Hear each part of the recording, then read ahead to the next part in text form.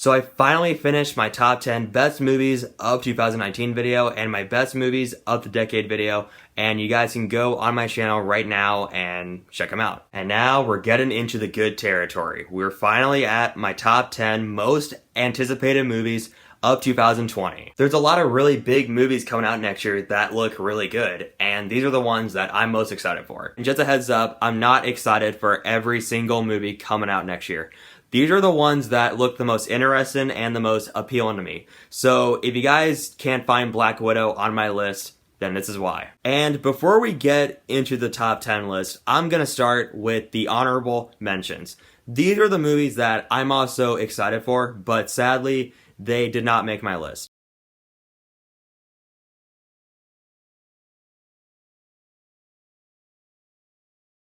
Birds of Prey.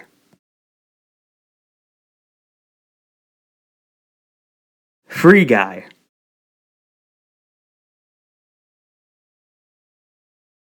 In the Heights.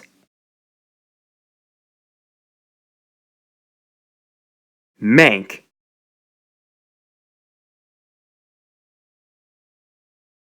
No Time to Die. Raya and the Last Dragon.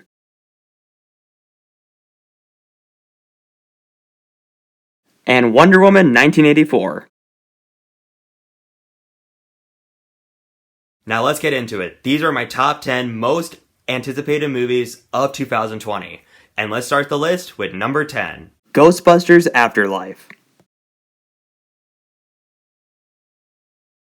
So after many years of rumors and speculations, we're finally getting Ghostbusters 3, except it's in the title of Ghostbusters Afterlife. I really liked the trailer. I liked that it was really vague and it didn't reveal any major plot details, and it looks different compared to the first two Ghostbusters films. The cast is great too. It has Finn Wolfhard from Stranger Things, McKenna Grace, and Paul Rudd. However, my one concern is, will people still care? It seems like Ghostbusters is not really that popular anymore, considering the fact that the reboot ruined the franchise's reputation, but the good thing is, the original is still one of the most beloved films of all time. All I want from Afterlife is a good movie. I'm not expecting it to be as good as the original Ghostbusters, of course not. It's a classic. But my point is, I just want it to be a good movie that will please longtime Ghostbusters fans, like myself included. And I'm hoping they go the same route where they did with Force Awakens, where it did a really good job reviving the franchise for a new generation while also pleasing fans of old. For now, I have high expectations for it, and my fingers are crossed. The SpongeBob movie, Sponge on the Run. I grew up a humongous fan of SpongeBob. I watched the show all the time when I was a kid. The first 3 seasons are some of the best seasons for any TV show ever. And of course, I've seen the first 2 SpongeBob movies. There is no debate about it. The first SpongeBob movie is a cinematic masterpiece. And its sequel, Sponge Out of Water, I don't think is as bad as some people said it was. It's nowhere near as good as the first SpongeBob movie, obviously.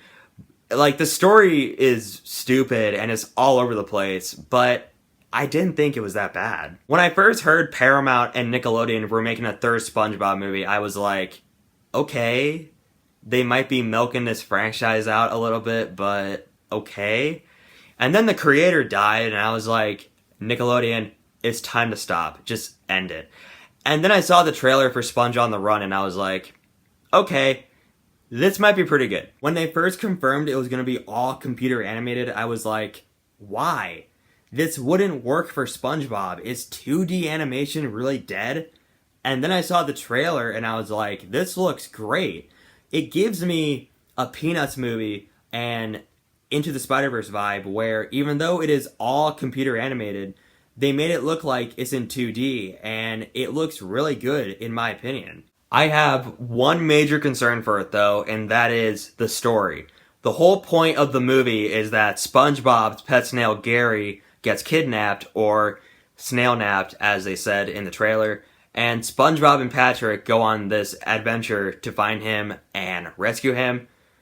There was already a SpongeBob episode where Gary goes missing, so I'm worried they're rehashing the same story we've already seen before in the past. From what they showed in the trailer though, they look like they're doing something new with it, so that makes me happy. The talent behind it is crazy too. Keanu Reeves is in it, Snoop Dogg's in it, Hans Zimmer's composing the score for it.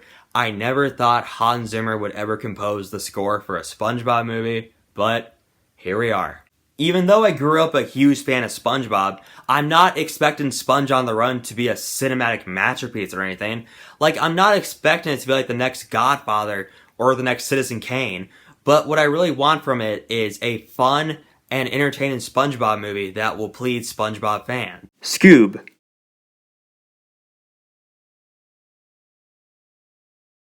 Just like with SpongeBob, I grew up a huge fan of Scooby-Doo. I watched the shows, and I watched the direct-to-video movies growing up.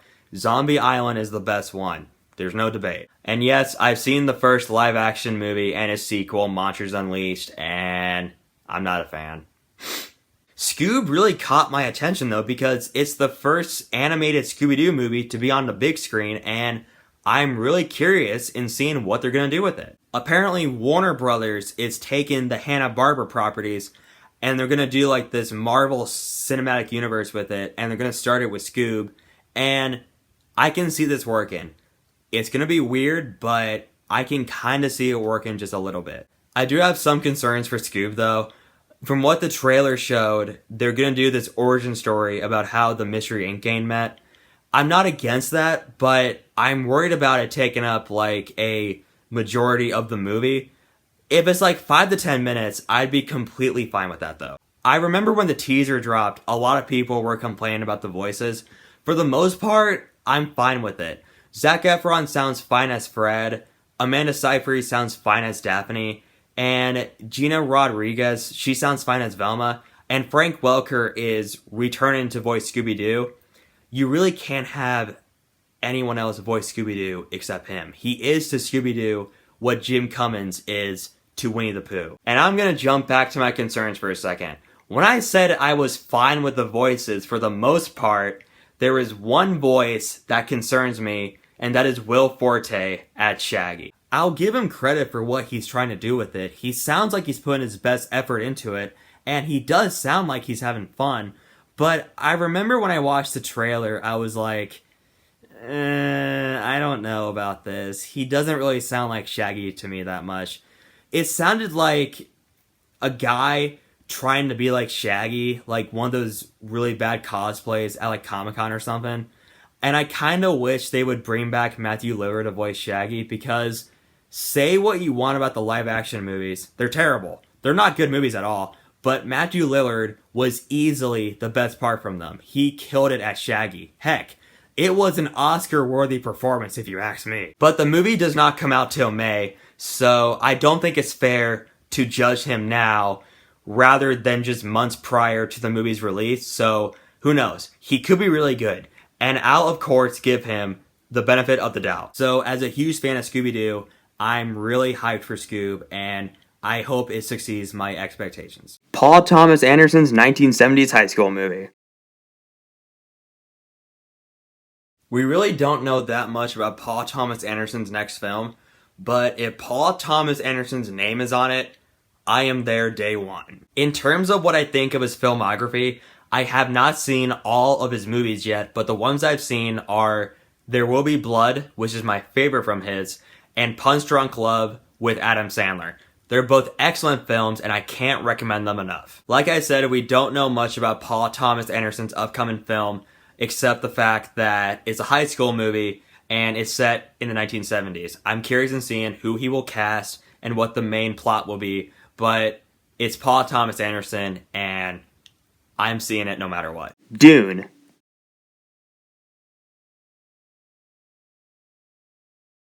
So let me clarify one thing. I have not read the original Dune novel, nor have I seen the 1985 film directed by David Lynch, and I heard not many great things about it. But with the talent behind its new adaptation, there should not be any other reason for why you should not be excited for this. Denis Villeneuve is the director behind it. He also directed Arrival and Blade Runner 2049, and they're both phenomenal films. As an all-star cast too, it includes Timothée Chalamet, Rebecca Ferguson, Oscar Isaac, Josh Brolin, Stellan Skarsgård, Dave Bautista, Zendaya, Jason Momoa, and Javier Bardem. And Hans Zimmer is composing the score too. For a movie with that talent behind it, it was obviously gonna make my list. Like, it's a no-brainer. West Side Story.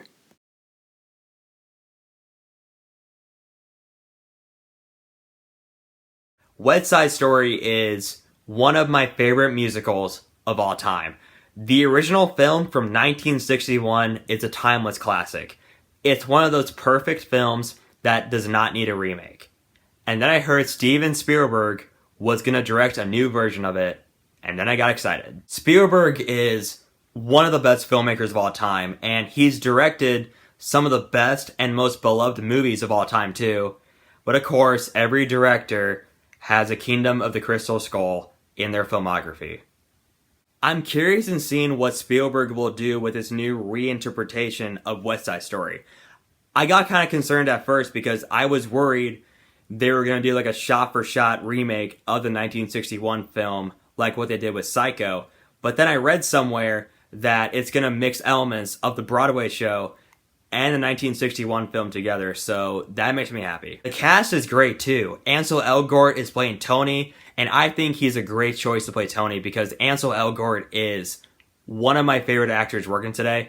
And there's a girl also who is making her acting debut, and that's Rachel Zegler. She's playing Maria, and I've been following her on social media, like Instagram. And the reason why they casted her as Maria is because there was a video of her singing Shallow from Star is Born that got a lot of fame and attention. And she's a really good singer, so I think she's going to be phenomenal as Maria. So I'm not expecting the West Side Story remake to be just as good as the original film, but all I want from it is a faithful reinterpretation. Okay, so just a disclaimer, I kind of cheated a little bit with my number 4 choice because it's a tie between two movies, but I'm sorry, I couldn't help it. I'm equally excited for both of these movies, so I don't care if it's a cheat or not. Onward and Soul.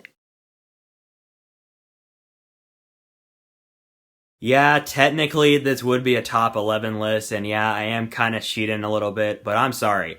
I couldn't pick between these two movies. It was like picking between cake and ice cream. Pixar is releasing 2 movies next year, and that is Onward and Soul, and I am beyond excited for both of these movies. Both have really interesting and intriguing concepts. Onward is about these 2 elf brothers, voiced by Chris Pratt and Tom Holland, and they seek power over this magical source that brings their dad back to life, and they have 24 hours to do so. And Soul is about this middle school music teacher voiced by Jamie Foxx, and he gets into an accident which causes his soul to leave his body, and he gets transported to this magical heaven-like world. I guess if I were to pick which one I'm more excited for, I'd probably pick Soul because it sounds more emotional and more thought-provoking.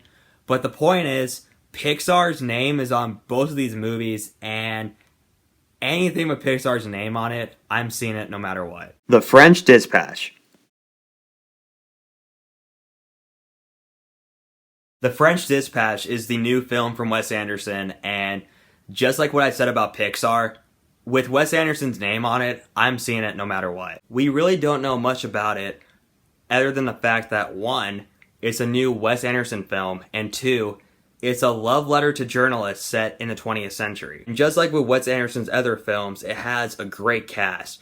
Frances McDormand, Bill Murray, Timothée Chalamet, Jeffrey Wright, Benicio del Toro, Tilda Swinton, Saoirse Ronan, Kate Winslet, Willem Dafoe, Christoph Waltz, Owen Wilson, Adrian Brody, and Jason Schwartzman. The point is, with a great filmmaker like Wes Anderson and a great cast like that behind this movie, I can't contain my excitement. Tennant.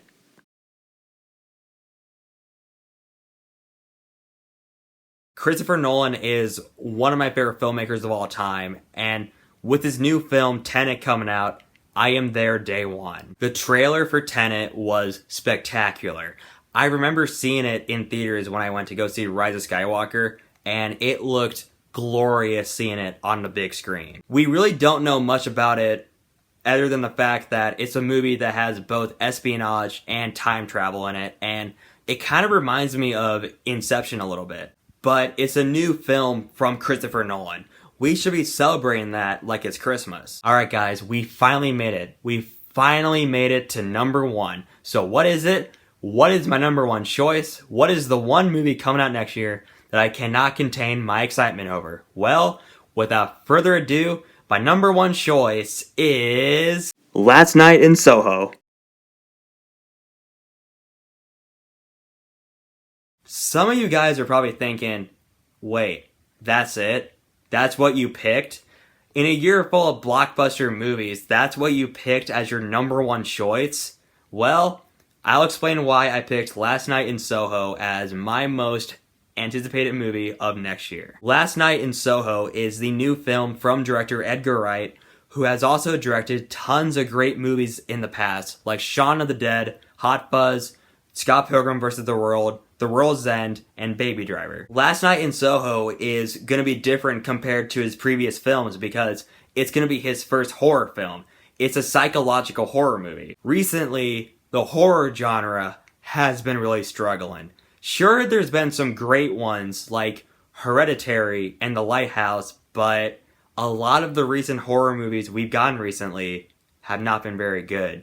So with a genius and brilliant filmmaker like Edgar Wright behind a new horror movie, I'm hoping he will give this genre CPR and revive it. And that is why Last Night in Soho is my most anticipated movie of 2020. Okay guys, that's a wrap for my top 10 most anticipated movies of 2020 video. And not only is this my last video of the year, but it's my last video of the decade. I'm still not over that fact. I'm also considering doing a video on season 1 of The Mandalorian. Should I do it? Do you guys care? If you guys really want me to, I'll do it. Just comment below and I'll do it. So what are your picks for your most anticipated movies that are coming out next year? Whatever they are, just leave them in the comments below. And as always, if you want to see more of my videos, be sure to hit that like button and subscribe for more great content.